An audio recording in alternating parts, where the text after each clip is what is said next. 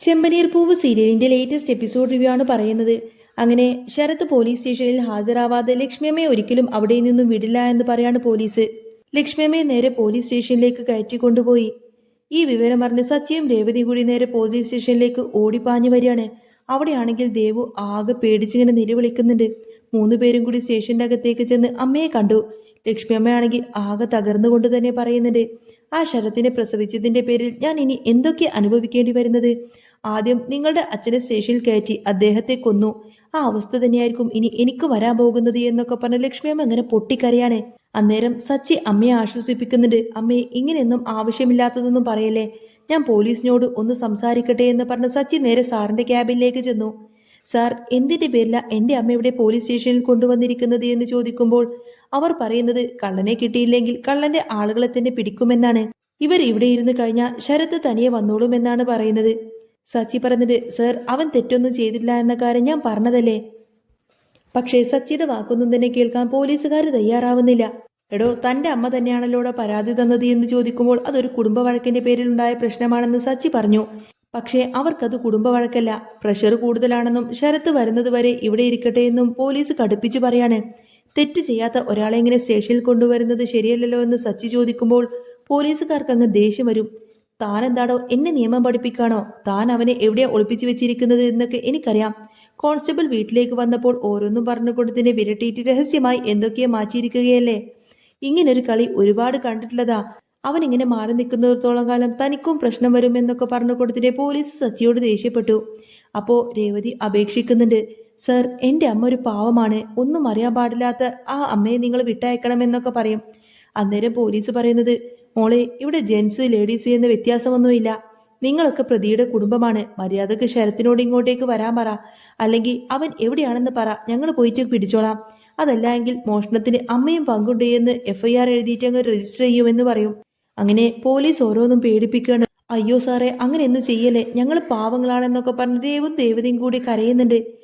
എനിക്കൊന്നും ചെയ്യാൻ പറ്റില്ല, നിങ്ങളുടെ അനിയനോട് വരാൻ പറ എന്ന് പോലീസ് പറയും. സച്ചി വീണ്ടും, നിങ്ങൾ ഈ ചെയ്യുന്നത് അന്യായമല്ലേ എന്നൊക്കെ ചോദിക്കുന്നുണ്ടെങ്കിലും നീ എന്നെ ന്യായം പഠിപ്പിക്കേണ്ട. കുറ്റവാളിയെ ഒളിപ്പിച്ചതിന് നിന്നെയും കൂടി അകത്തിടുമെന്നൊക്കെ പറഞ്ഞ് അവരെ 3 പേരെയും കൂടി പോലീസ് സ്റ്റേഷനിൽ നിന്നും പുറത്താക്കി.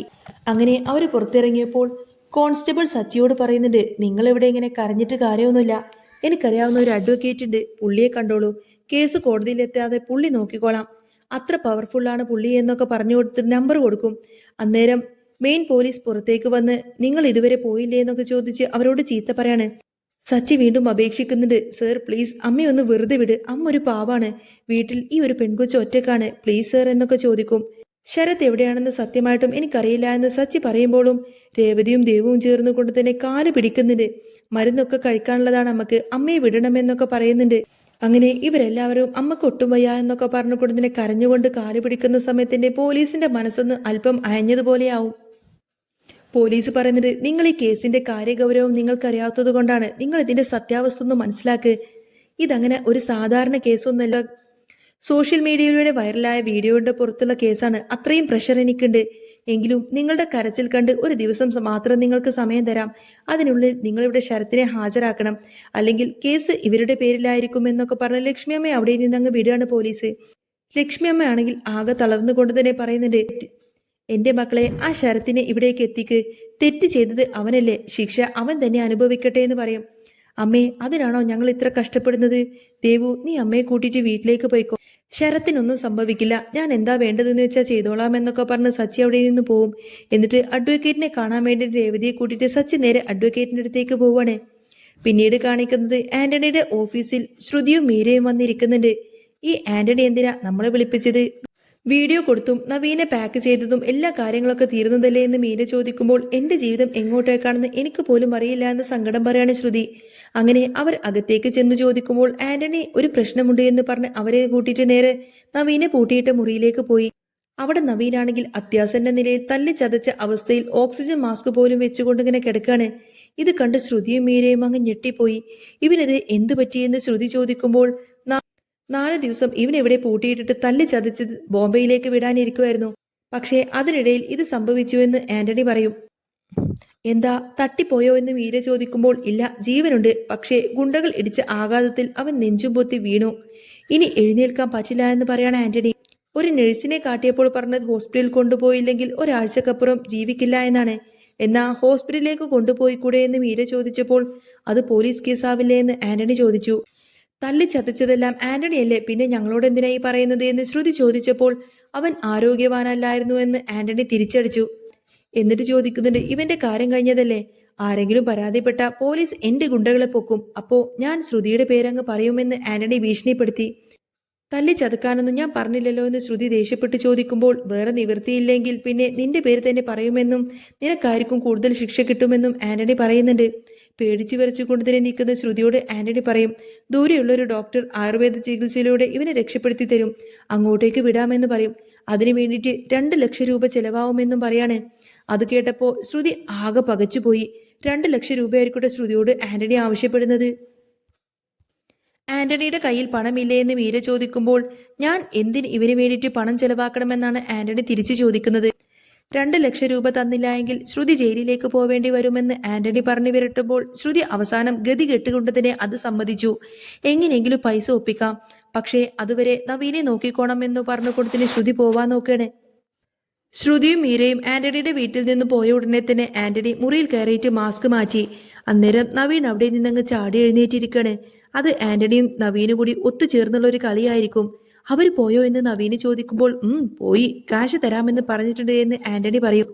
ഞാൻ പൊക്കോട്ടെ എന്ന് നവീൻ ചോദിക്കുമ്പോൾ 2 ലക്ഷം കയ്യിൽ കിട്ടിയിട്ട് നിന്നെ എവിടെ നിന്നും വിടത്തുള്ളൂ എന്ന് അവരുടെ കയ്യിൽ നിന്നും ഇതിന്റെ പേരും പറഞ്ഞു ഇനിയും ഒരുപാട് കാശ് നമുക്ക് വാങ്ങിച്ചെടുക്കാമെന്നൊക്കെ പറഞ്ഞുകൊണ്ട് തന്നെ നവീനും ആന്റണിയും ഇങ്ങനെ പൊട്ടിച്ചിരിക്കുകയാണ്. പിന്നീട് കാണിക്കുന്നത് സച്ചിയും രേവതിയും വക്കീലിനെ കാണാൻ പോകുന്നുണ്ട്. കോൺസ്റ്റബിൾ പറഞ്ഞത് കൊണ്ട് കാര്യങ്ങളൊക്കെ അറിയാമെന്ന് പറയാണ് വക്കീല്. ശരത്ത് ദേഷ്യത്തിൽ ചെയ്തതാണെന്നും അവനെ എങ്ങനെയെങ്കിലും രക്ഷിക്കണമെന്നും സച്ചി അപേക്ഷിച്ചു. അവനെ അറസ്റ്റ് ചെയ്യാത്തത് ഭാഗ്യമാണെന്ന് വക്കീല് പറയുന്നുണ്ട്. അവൻ എവിടെയുണ്ട് എന്ന് വക്കീല് ചോദിക്കുമ്പോൾ ഒരു സുഹൃത്തിന്റെ വീട്ടിലാണെന്ന് സച്ചി പറയുമെന്ന്. പോലീസ് ഉടനെ തന്നെ അന്വേഷണം തുടങ്ങുമെന്നും പിടിക്കപ്പെട്ടു കഴിഞ്ഞാൽ എല്ലാവരും തീർന്നു എന്നും വക്കീല് മുന്നറിയിപ്പ് നൽകുകയാണ്.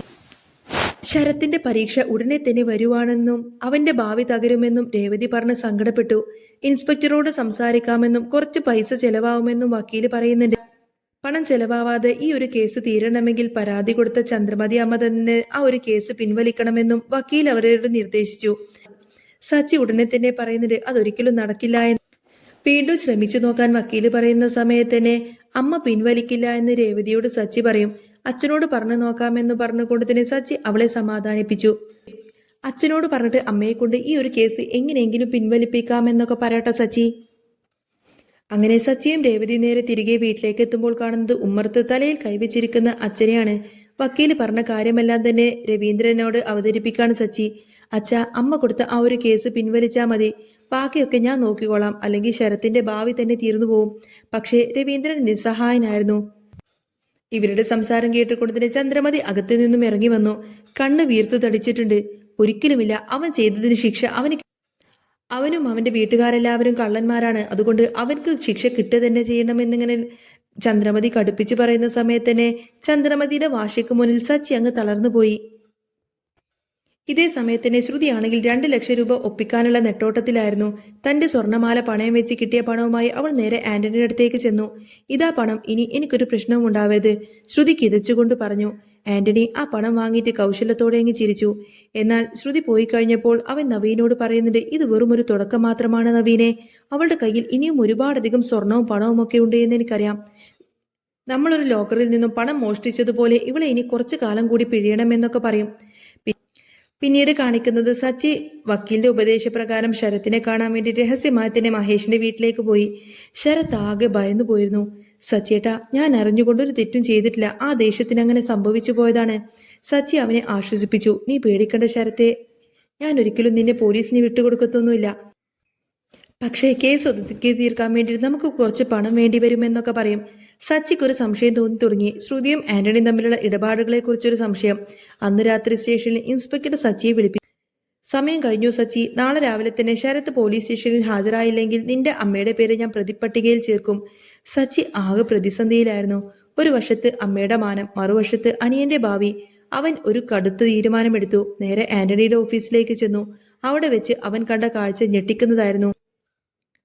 മരിച്ചു എന്ന് പറഞ്ഞ നവീൻ ആന്റണിക്കൊപ്പം ഇരുന്ന് മർദ്ദിപ്പിക്കുന്നത് കണ്ടു. സച്ചി തന്റെ ഫോണിൽ ആ ഒരു ദൃശ്യം രഹസ്യമായി തന്നെ പകർത്തി. നവീന്റെയും ആന്റണിയുടെയും കള്ളക്കളി പുറത്തു കൊണ്ടുവന്നാൽ മാത്രമേ ശരത്തിനെ രക്ഷിക്കാൻ കഴിയൂ എന്ന് അവൻ ഉറപ്പിച്ചു. എന്നാൽ സച്ചി അവിടെ നിൽക്കുന്നത് ആന്റണിയുടെ ഗുണ്ടകളൊക്കെ കണ്ടുപിടിച്ചു. ആരാടാ അവിടെയെന്ന് ആന്റണിയുടെ അലർച്ച കേട്ടുകൊണ്ട് തന്നെ സച്ചിക്ക് നേരെ ഗുണ്ടകളങ്ങ് പാഞ്ഞു. സച്ചി ഓടി ആ ഒരു വീഡിയോയുമായി അവിടെ നിന്ന് ഓടി രക്ഷപ്പെടാൻ നോക്കുന്നതും കാണിച്ചുകൊണ്ടാണ് കേട്ടോ എപ്പിസോഡ് പൂർണ്ണമാവുന്നത്. അപ്പോൾ നിങ്ങൾക്ക് ഈ ഒരു ചാനൽ ഇഷ്ടമാവുകയാണെങ്കിൽ സബ്സ്ക്രൈബ് ചെയ്യാനും സപ്പോർട്ട് ചെയ്യാനും മറക്കല്ലേ. നെക്സ്റ്റ് വീഡിയോ ഉടനെ വരാം. ബൈ.